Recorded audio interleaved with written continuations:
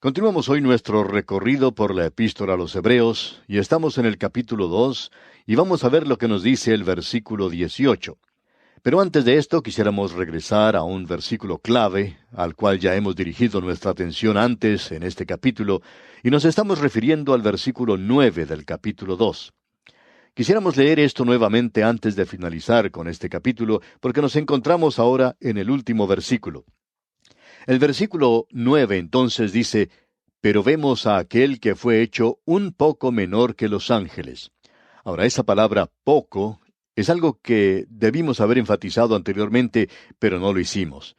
Quisiéramos volver a este punto y decir lo que el escritor de este libro quiere decir aquí. El énfasis no es que él fue hecho un poco menor que los ángeles, sino que se le debe dar énfasis a una época que fue por un poco de tiempo.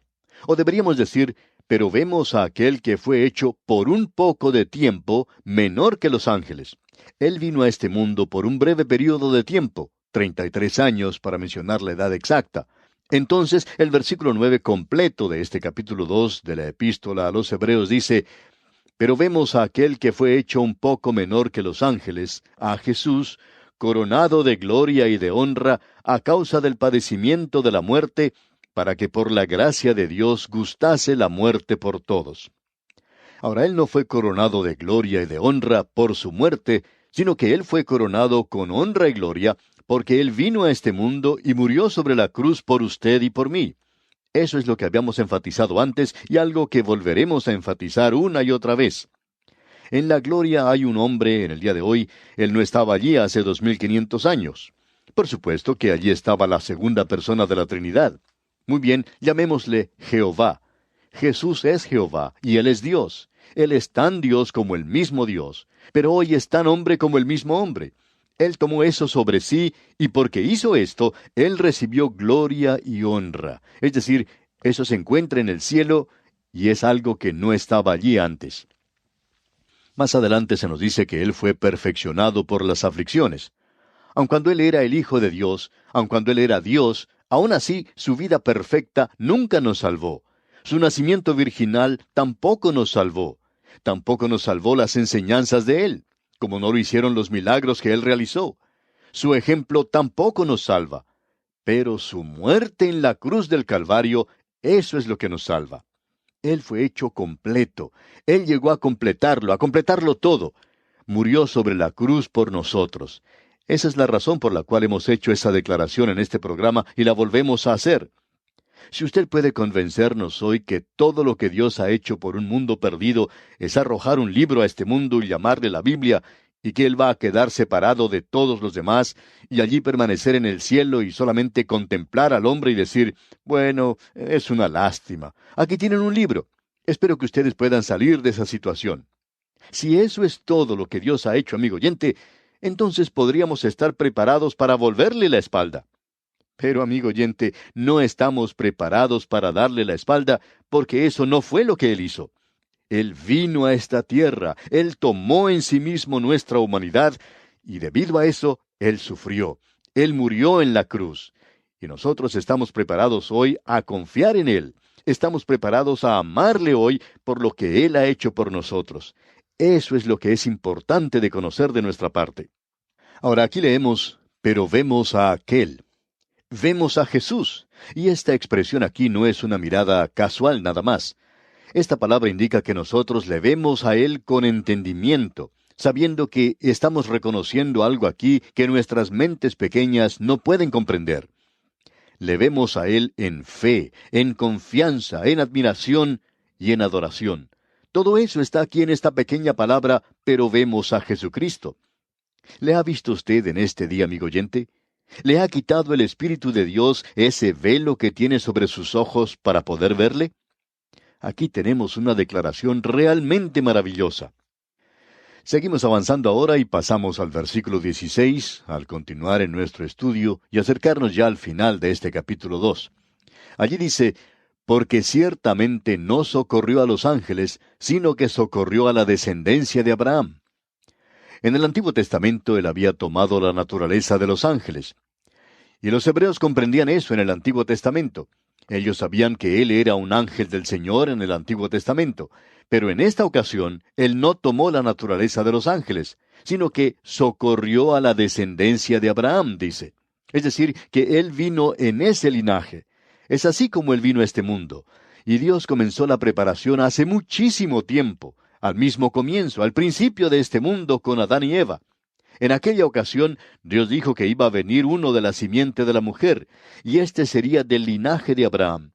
Un poco más adelante estaba la tribu de Judá, y un poco más adelante de esto se encontraba en la tribu de Judá la familia de David, de la nación de Israel, de la simiente de Abraham, y eso puede hacerse regresar hasta el jardín de Edén.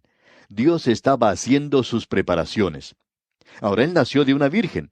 Es así como Él tuvo que nacer, y amigo oyente, el Señor dejó tantas señales que cualquiera podría haber encontrado su camino a Belén, no solo los sabios del Oriente, sino cualquier persona, aun un vagabundo. Este podría haber encontrado su camino a Belén en aquel día, porque Dios había puesto estas señales. Así es que Él fue de la descendencia de Abraham. Ahora el versículo 17 continúa diciendo, por lo cual debía ser en todo semejante a sus hermanos. Escuche usted, en todo. Aún hoy hay mucha pobreza en la vida en aquella tierra, especialmente entre los árabes, y da pena en realidad ver a los refugiados en esa zona en el presente. No podemos aprobar algunas de las cosas que ellos hacen, como el asesinato y algo por el estilo. Pero amigo oyente, esta gente ha estado viviendo desde el año 1948 en campos de refugiados. Luego vemos que es algo realmente terrible ver la forma en que están viviendo allí. Aún sus propios hermanos, los otros árabes, no les han permitido que se integren entre la gente. Ellos han sido limitados, confinados a estos campos. Y todo lo que las otras naciones han hecho es ayudar con dinero. Se piensa que el dinero puede hacer cualquier cosa, que es como un Dios que puede resolver cualquier problema. Y usted tiene todo lo que desea si tiene suficiente dinero. Amigo oyente, quizá muy pronto tengamos muchísima cantidad de dinero, porque quizá sea Dios mismo quien está devaluando el dinero en todas partes. Nosotros pensamos demasiado en eso. Cuando uno viaja por otros países, se da cuenta que el dinero no es tan importante como lo era antes. Este Dios ha sido derribado de su pedestal, y lo único que el hombre sabe hacer es enviar dinero y municiones, como si esto pudiera resolver los problemas en cualquier parte. Aquello que las naciones están despreciando hoy, es decir, el Evangelio de Jesucristo, eso es lo que ha llevado a cualquier lugar que haya llegado grandes bendiciones. Y es una lástima que no se hubiera enviado el Evangelio primero, antes del dinero y las municiones. Cuando Perry llegó al Japón y observó las multitudes allí, dijo, envíen 1,000,000 de Biblias a este lugar. Si no se hace esto, entonces va a haber que enviar 1,000,000 de hombres para luchar. Bueno, las Biblias no fueron enviadas, pero por cierto que se envió a los hombres a luchar allí. Así es que es mucho mejor enviar Biblias y misioneros para esparcir la palabra de Dios hoy. Nosotros pensamos que hacemos las cosas de una manera muy práctica. Amigo oyente, nosotros somos pragmáticos, y nuestro dinero y nuestro conocimiento y nuestra ciencia no resuelve los problemas en ninguna parte. Puede que se dé a la gente agua corriente en su ciudad y que puedan disfrutar de ciertas comodidades, pero eso no resuelve los problemas. Lo que es necesario hacer hoy es esparcir la palabra de Dios. ¿Y cuán importante es eso? Bueno, permítanos regresar una vez más a este versículo que estamos considerando, porque quizá usted piense que nos hemos apartado. Esperamos que no lo considere de esa manera, ya que creemos que esto es de suma importancia. Y el versículo 17 de este capítulo 2 de la Epístola a los Hebreos dice, por lo cual debía ser en todo semejante a sus hermanos. Y Él es hecho semejante a sus hermanos. Él vino en pobreza. La pobreza de la familia de Jesús llegó a ser algo indecible. Él vino a formar parte de una nación subyugada, estaba bajo el control de Roma. Él no nació en un palacio de Roma, Él nació en un pesebre. En todo fue hecho semejante a sus hermanos. Él llegó a ser uno de ellos. Cuando usted ve a ese muchachito jugando en una de las calles de Belén, con la ropa en harapos, uno nunca sabía quién era. Los artistas lo pintan de una forma destacada, con sus ropas inmaculadas, y probablemente él tenía su rostro sucio, como cualquier muchachito de entonces. Él fue en todo semejante a sus hermanos. Al enfatizar la deidad de Cristo, corremos el peligro de dar menos valor a la humanidad del Señor Jesús. Amigo oyente, Me alegra a mí el no tener que haber nacido en la ciudad de Belén. Me da mucha felicidad el no haber tenido que crecer en Nazaret. Amigo oyente, aún hoy esa gente no tiene muchas oportunidades que se diga. Piense lo que era en la época del Señor Jesucristo. Él no tenía muchas oportunidades, pero llegó a ser un ser humano real y verdadero. Él es la raíz de tierra seca. Fue realmente un milagro que le hubiera salido de un lugar como este. Él era un ser humano verdadero. Usted nunca tuvo un pensamiento, usted nunca sufrió algo que él no sepa. Por esa razón, él vino para ser misericordioso y fiel sumo sacerdote en lo que a Dios se refiere, para expiar los pecados del pueblo. Él llegó a ser el propiciatorio para usted y para mí hoy, y lo que nosotros necesitamos hoy es misericordia. Y Dios tiene mucha de ella, mucha misericordia. Pero Jesús llegó a ser el propiciatorio, y usted puede ir allí y obtener toda la misericordia que necesita. Yo no sé en cuanto a usted, amigo oyente, pero yo necesito mucha misericordia. Y después de haber usado mucha misericordia, aún queda suficiente para usted, amigo oyente. Él vino para ser misericordioso, para expiar los pecados del pueblo, y allí es el único lugar a donde usted puede dirigirse y obtener misericordia. Ahora el versículo 18, versículo final de este capítulo 2 de la Epístola a los Hebreos dice: Pues en cuanto él mismo padeció siendo tentado, es poderoso para socorrer a los que son tentados. Podríamos decir en vez de tentado, que él fue probado. Y quisiéramos que usted preste atención a lo que vamos a decir, amigo oyente, porque aquí es donde hay algunos que no van a estar de acuerdo con nosotros, y eso está bien. ¿Usted quiere estar equivocado? Bueno, eso es asunto suyo, pero esperamos que usted nos escuche. Vamos a hablar de una manera quizá dogmática aquí. Hay personas que preguntan en cuanto a esta tentación o prueba del Señor, si Él podía haber sucumbido ante ella. ¿Podría haber fracasado Jesús? Y la respuesta es rotundamente no. Hay algo muy importante que debemos conocer aquí, y esperamos que usted siga atentamente lo que vamos a decir. Nosotros hablamos hoy de ser tentados a hacer algo malo. Lo que usted y yo queremos decir con eso es que tenemos la oportunidad de hacer algo malo, y nosotros queríamos hacerlo. Ahora, la oportunidad era la prueba, la tentación, pero el deseo de hacer el mal era el pecado. Y el deseo pecaminoso es pecado en sí mismo. Pero él nunca tuvo ese deseo pecaminoso. Él no fue un pecador, pero él tuvo la oportunidad, y allí fue donde comenzó Satanás a probarle. Él le dijo: ¿Por qué no haces pan de estas piedras? Hay mucha gente hambrienta en el mundo. ¿Por qué no conviertes estas piedras en pan? Y si usted ha visto alguna vez ese lugar, sabe que hay muchas piedras en aquel lugar. Da risa en realidad al escuchar que hay personas que piensan o que presten atención a rumores falsos y ridículos de que se estaba enviando mármol a Israel para construir el templo. Si usted ha visitado alguna vez esa tierra, usted puede darse cuenta que allí no necesitan más piedras. Tienen suficientes allí.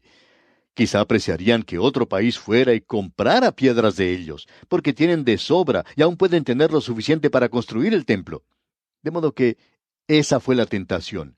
El Señor podría haber hecho de las piedras pan, pero no lo hizo. En realidad, la prueba que Él padeció fue mucho mayor que la mía. Queremos que sepa lo siguiente, amigo oyente. Si yo pudiera haber hecho pan de las piedras, estaría ahora mismo en el negocio de la panadería, porque podría haber hecho mucho pan. Pero Él no lo hizo. Tuvo la oportunidad, sí, de hacerlo. Y esa es la prueba. Pero Él no sucumbió ante ella. Él nunca tuvo el deseo de sucumbir ante esa prueba. Y Él no podía tener ese deseo por la misma razón de que era Dios. Nuevamente hacemos la pregunta: ¿podría haber pecado Jesús? Y la respuesta es no. Alguien nos puede decir entonces: bueno, ¿cuál era entonces el propósito de la prueba? Él no podía ser tentado. Amigo oyente, si uno quiere hacerlo de esa manera, entonces podríamos preguntar si el oro puro debería ser probado también. Cuando se saca el oro de alguna mina, este es llevado a una persona que ensaya el oro, que lo prueba. Este es un oficial de la casa de moneda, cuyo deber es reconocer la ley del oro. ¿Sabe usted por qué hacen eso? Quieren probar ese oro. Y si uno le preguntara a esa persona que está probando el oro y le dijera: bueno, ¿no piensa usted que eso es oro puro? El hombre contestaría: por supuesto que es oro puro, pero nosotros tenemos que atestiguar que es oro puro. Es así que es probado. Él fue probado. Aún podemos presentar otra ilustración en cuanto a esto. En cierta ocasión, una gran inundación derribó el puente de ferrocarril de una pequeña ciudad. Para reemplazarlo se construyó un puente mucho más grande y de acero. Cuando la construcción de este gran puente del ferrocarril fue finalizada, los ingenieros llevaron y colocaron en ese puente 2 máquinas de ferrocarril. Cuando los habitantes de la zona observaron lo que estaba ocurriendo, uno de ellos se animó a preguntarle a un ingeniero lo que estaba haciendo. Este dijo que se estaba probando el puente. Y este otro le dice, ¿piensa usted que se puede caer? A lo cual el ingeniero, de manera un poco sardónica, respondió, por supuesto que no se va a caer. Estamos colocando esas máquinas de ferrocarril allí para probar que no va a caer. Pues bien, amigo oyente, el Señor Jesucristo fue tentado para probar que Él era quien decía que era. Y eso es importante. Amigo oyente, si Jesús de Nazaret hubiera pecado, eso no hubiera probado que Dios en la carne podía pecar. No habría probado eso, sino que habría probado que Jesús de Nazaret no era Dios en la carne. La prueba demostró que era Dios en la carne. Él no puede pecar. Esperamos pues haber aclarado este punto. Quizá usted no lo crea, pero eso es algo que se presenta en la palabra de Dios. Se nos dice que Él fue probado, tentado en todo. Ahora veamos lo que dice aquí este versículo 18. Pues en cuanto Él mismo padeció siendo tentado, es poderoso para socorrer a los que son tentados. Solo hemos considerado un versículo hoy, amigo oyente, pero esto es algo muy importante porque es el tema de la epístola que vamos a poder apreciar en el capítulo 5. De allí en adelante vamos a hablar del sacerdocio de Dios, del sumo sacerdocio del Señor Jesucristo. Él es capaz de ayudar a aquellos que son tentados. Y si hay una cosa que esperamos hacer resaltar de esta epístola, es que usted y yo seamos conscientes que tenemos un sumo sacerdote. Él está vivo en este mismo momento. Él se encuentra sentado a la diestra de Dios, y lo que es mucho mejor aún, Él está dispuesto a ayudarnos. Él se encuentra allí. Cuando uno se despierta en la noche y no puede volver a conciliar el sueño y se mueve de un lado para otro, cuando tenemos alguna carga en nuestro corazón, alguna inquietud, podemos mirar a nuestro sumo sacerdote. Él se encuentra allí en el cielo. Él me conoce, Él me comprende y uno puede llevarle a Él la carga.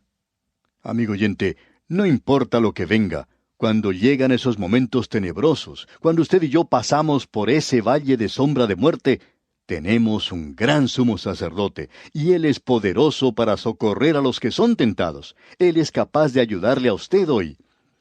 Tememos que no le estamos usando a Él como debiéramos usarle. Nos olvidamos de Él, y tratamos de luchar la batalla solos. Pero, amigo oyente, Él está dispuesto a ayudarnos. Él quiere que usted y yo vayamos a Él. Hagámoslo, pues, amigo oyente. Y aquí vamos a detenernos por hoy. Dios mediante, en nuestro próximo estudio, entraremos a considerar el capítulo 3 de esta epístola a los Hebreos. Que el Señor le bendiga es nuestra ferviente oración.